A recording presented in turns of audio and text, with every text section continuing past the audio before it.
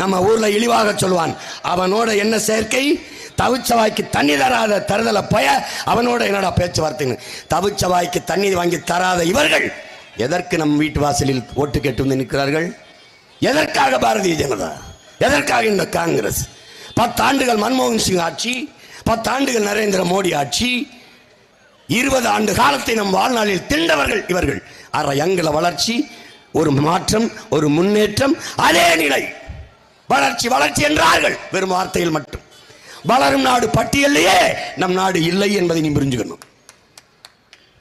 130 கோடி மக்களில் 80 கோடி மக்கள் ஏழைகள். 28 விழுக்காடு மக்கள் இரவு உணவில்லாமல் உறங்க செல்கிறார்கள். பல கோடிக்கணக்கான பச்சிளம் குழந்தைகள் பசியோடு படுக்க செல்கிறார்கள். வாக்களியுங்கள் மைக் சின்னத்தில்.